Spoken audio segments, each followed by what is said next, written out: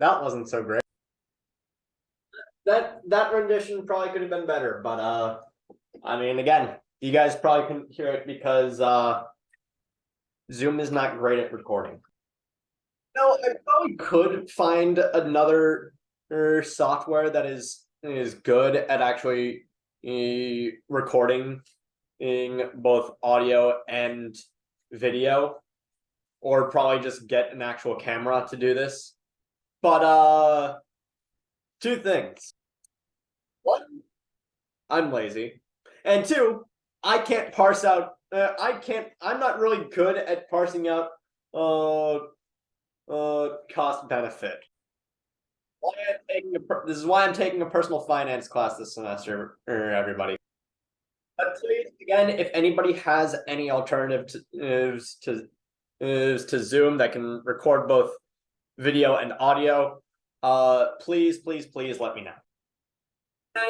Bruins fans, it is not get out.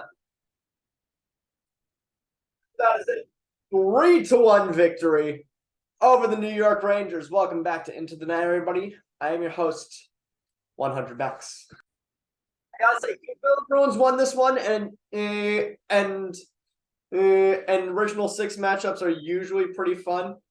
And I was a little bit disappointed, wasn't it? Maybe I just got a little bit spoiled, but I just got a little bit hyped for this game because of that earlier game in between the two.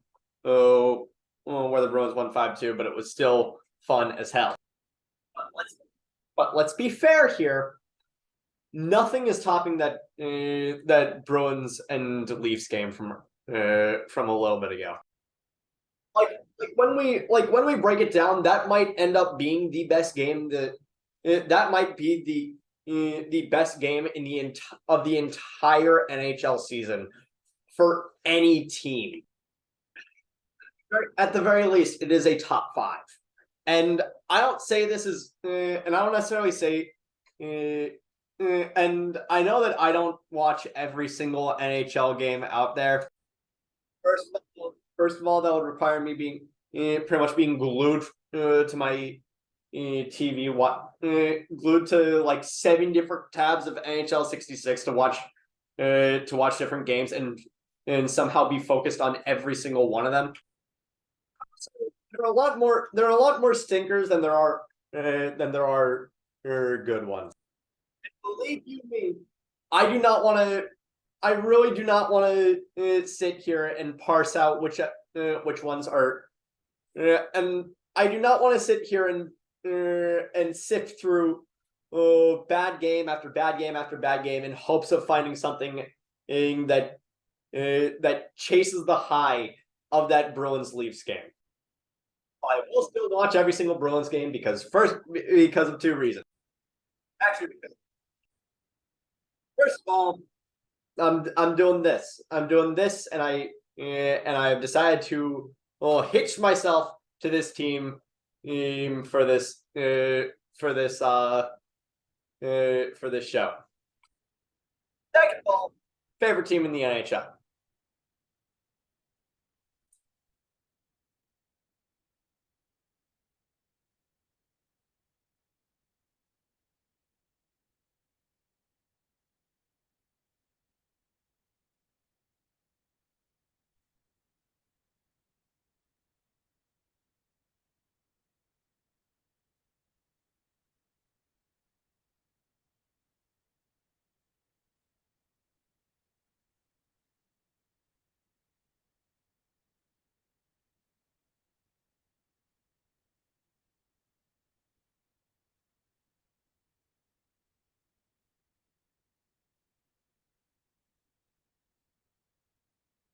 Oh shoot, I was recording.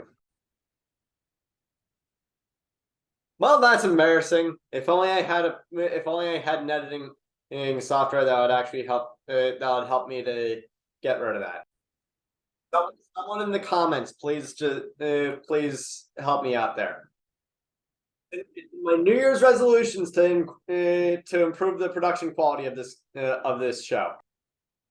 But in any case, after that absolute stinker of a game, where the Bruins lost 3-0 on home ice to the Kraken, and the Bruins lost 4 in a row, including and outscoring their opponents 17-5.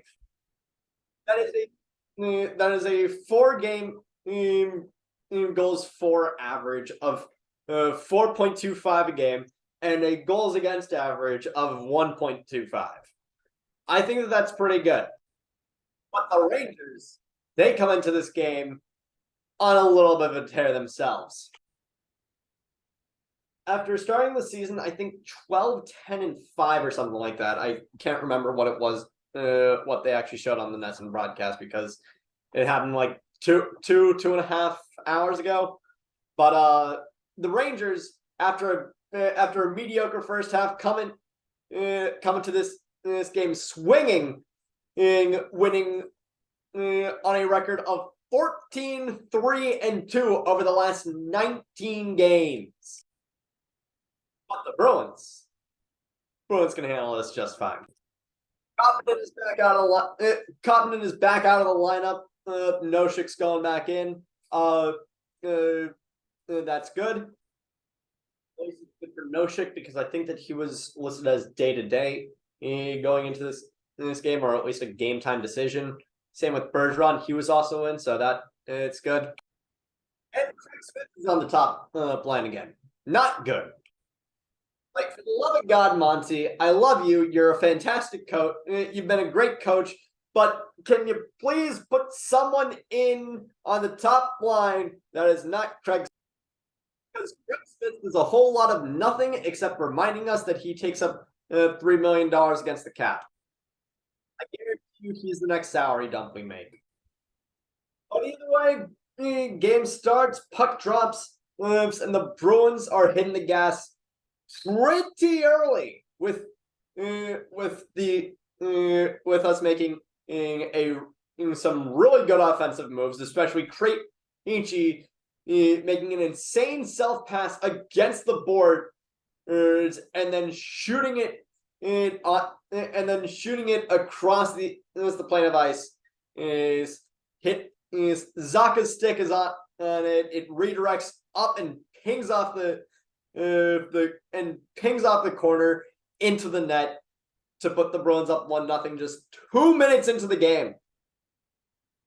Later, the entire third line, from Hall to Coyle to Frederick, is just right in front of Igor Shesterkin, trying to put this puck on net. Frederick gets the best chance, but it redirects and goes just laterally across the crease, and the rest of the first period kind of goes the way of the Rangers. I swear to God, the only reason the better part of a good part of the reason why we didn't lose this game is because of Jeremy Swayman. Y'all were sleeping on him. Y'all were sleeping. Do not think that I didn't see you guys trying to catch a couple Z's on him. And now look what you've done. You made him go sicko mode. But the reason why I say that that a good chunk of the reason why the Bruins didn't lose this game was because of Swayman, is because we also couldn't really do anything on the power play. We had a few power plays, but the one that has stuck in my mind for the entire past 2 hours has been the power play that have been the power plays that we took near the end of the first period. Chris Kreider goes for holding, and then 15 seconds later, the two Long Island buddies is getting into some trouble with Adam Fox tripping his best friend in the whole wide world, Charlie McAvoy, and the and they and the Rangers now have to face 1 minute 45 seconds being 2 men down against the third best power play in the league, with some of the most electric offensive talent in the entire league.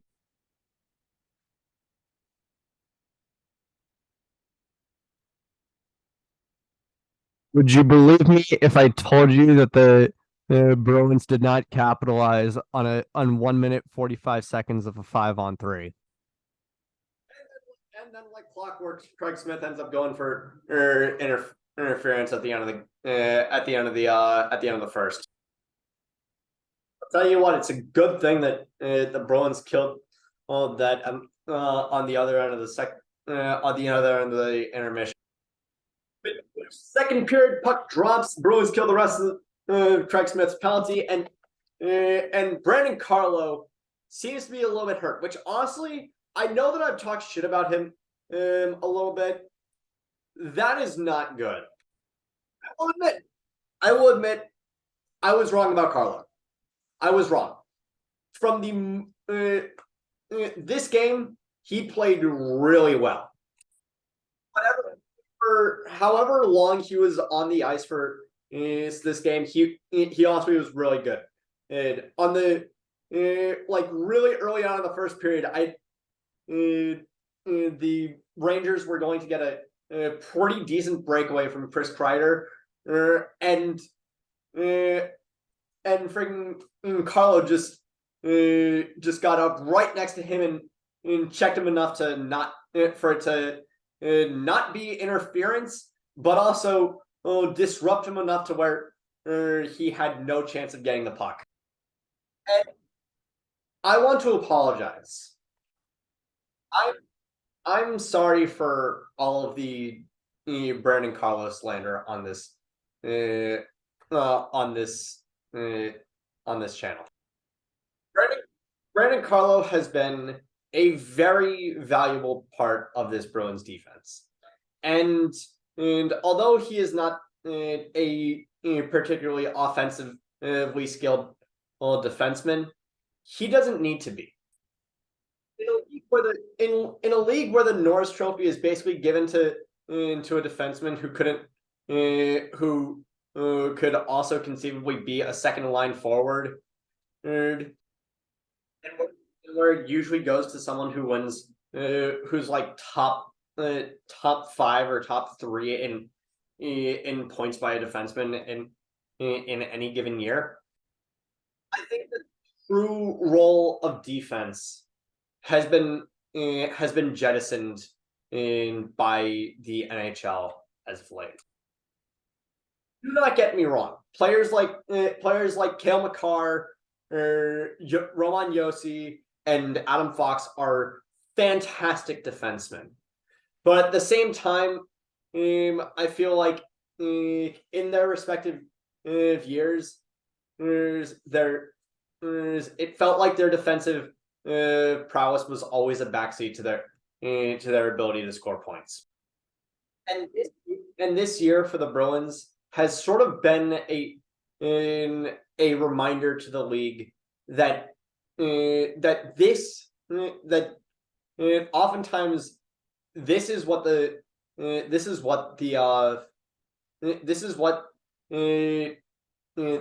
Norris Trophy needs to be about. Flashback to earlier in the season when Hampus Lindholm was one of the best defensemen in the league, and everybody was touting him as the best defenseman in the entire. Everybody was touting him as the best defenseman in the entire league, and deserved Norris voting. Sure, he was getting the points that are indicative of someone who gets Norris votes nowadays, but it was largely because he was a monster on defense. Brandon Carlo isn't exactly the same. It isn't exactly as fantastic as someone like Lindholm, as someone like October and November Lindholm was at defense. he has still been a very, very imperative part of our defense. And for him to go down the tunnel in the and for him to go down the tunnel in the early parts of the second period, it was a very it was very frustrating to see. And for that, I am sorry for all of the Brendan Carlo slander on this broadcast. And I will attempt to be I will attempt to look at his play as a more defensively minded person on when looking at Carlo. Anyway, much lighter news. Not long after Carlo goes down the tunnel, Marchand ends up passing it to the high slot to Bergeron, who has a wide open look. Just has a lane as free as the as like the 405 is probably in Northern California, where there aren't as many people. Nothing Bruins. California fans, please tell me if that's true or not. Swayman, on the other end, is still making some amazing saves, and he's this might honestly be the best game that Jeremy Swayman has had this season, including one of the most important saves, including probably the most important save of the game, where Vincent Trocheck clears the puck up to Artemi Panarin, who's at the back end of the neutral zone. He's ready to just take the puck and walk into the net with it, and Swayman just stones him. However, again, the Bruins aren't really doing too many. However, again, at the back end of a period, the Bruins aren't really doing too well. They have several 2-on-1 opportunities, and none of them go in. And then Connor Clifton, who's also having a really good season. He goes for a delay of game for chipping the puck over the glass. It's unimpeded. This one ends a little bit sweeter than the Smith one does. Anyway, third period, puck drops. Oops. And the Bruins are on the penalty kill to start the third period again. And this was honestly a really big kick. And this was honestly something that I didn't think about until that last cutaway. And jump cut. Dang it. It's fine to take penalties every once in a while. It's part of the game of hockey. I don't expect everybody to go through the entire season with zero and with zero penalty minutes. I don't expect a team to go through an entire season without taking without being on the penalty kill to start a period. But to come out on the other end of both to have a penalty kill going into the next period for after both intermissions isn't good. On one hand, yes, it is better than having those penalties get scored on just before the end of the period. But on the other hand, you really want at the beginning of each period to have 5 guys on the ice. I really hope Monty talks to the team about this. This is because that was a little bit disconcerting to have happen. Anyway, the third period starts. I forget if I even said that, but near the end of Clifton's penalty, like right at the end, and the what is it? The Rangers have the puck. They're trying to pass it. But Krejci just barely gets his skate in between it, and Marchand picks it up, goes the other way. Clifton shoots out of the box like a rocket. Marchand passes it to him, and he top shelves it for to put the Bruins up 3-0. Beautiful play by Marchand and Clifton. both of them are fantastic. Both of them have been fantastic this season. Like I know that it's still quite a ways away, and I'm probably gonna do it for. And I'm probably gonna do a mid, but I will probably do a mid-season version of it because of the All-Star game. By the way, I just got the ESPN notification that David Pastrnak did make it into the All-Star game. Please do not go. Don't go to the All-Star game. It's nothing that you need to attend, and all that's gonna happen is you're gonna play in games that aren't necessary. You're gonna get hurt. There's a reason why many MLB players that get All-Star votes don't go to the All-Star game. Speaking of Pastrnak, I did not know that 42 minutes into this game, he did not have a single shot on goal. And it would stay that way for the entire rest of the game. I think this is one of the I think this is one of like 2 or 3 games this entire season where David Pastrnak has gone the entire game without a single shot on goal, which I think honestly says more about the Rangers than it does about the Bruins, because usually because Pasta is still fantastic. There's a reason why he got voted in the All-Star game, but at the same time the Rangers knew this. The Rangers knew that he was fantastic, and they covered him like white on rice. Like, honestly, the Rangers pretty much did this to him. I feel like it's fitting that I put a Patriots.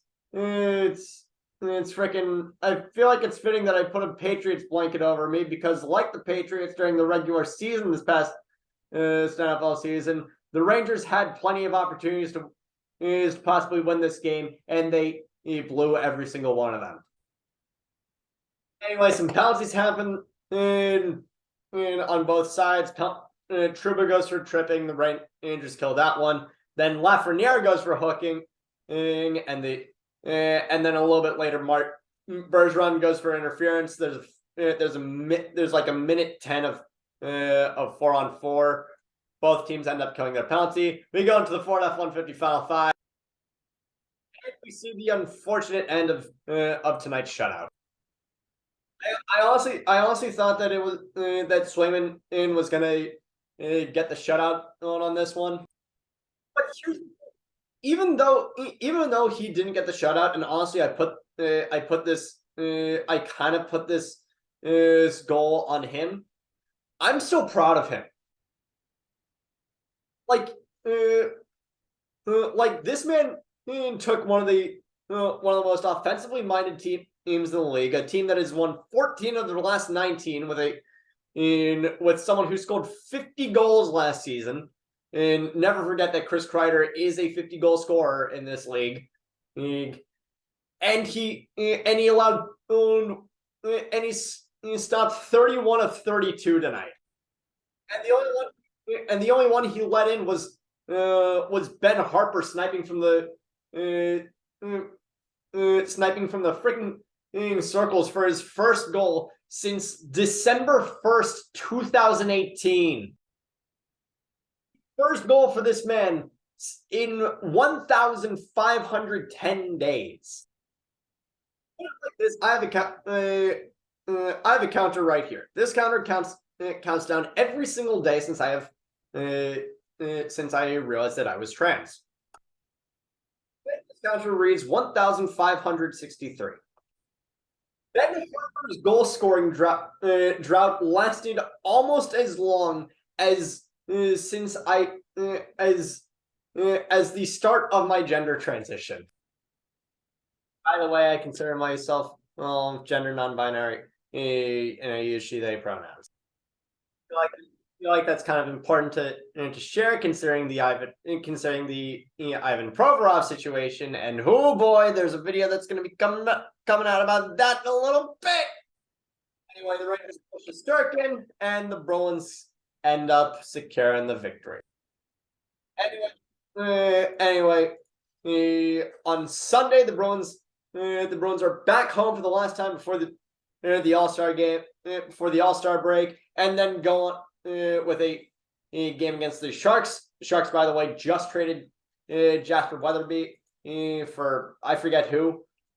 Honestly, that makes me a little bit sad. I like Jasper Weatherby.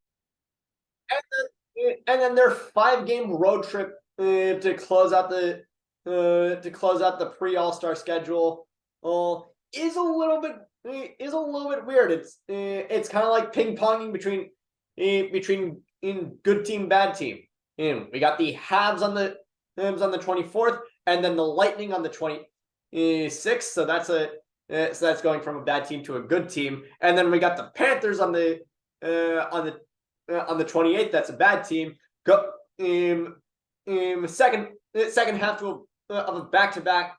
That Sunday, the Bruins are taking on the Hurricanes. That's a really good team. And then in the last game before the All-Star break, with their third game in 4 days, the Bruins take on the Maple Leafs at Scotiabank Arena for the first. That's the third good team. Honestly, I think that game against the Leafs is going to be a really big test for the Bruins. Yes, the Leafs just beat the Jets. It's also a good team, 4-1. But they also, what is it? They also just let the Panthers take them to overtime a little bit ago. But even still, that much top end talent with Matthews, Marner, Tavares, Nylander, all those guys, it's going to be a battle. But I rarely ever advise looking that far ahead. I mostly just advise going one game at a time. And up next, we got a team trying to tank for Bedard in the San Jose Sharks. And that's going to do it for tonight's episode. Thank you all so much for tuning in. Like button, subscribe button, most recent video, twitch.tv, and the donation link to Tampa Bay Thrives. I will see you guys again on Saturday. Take care.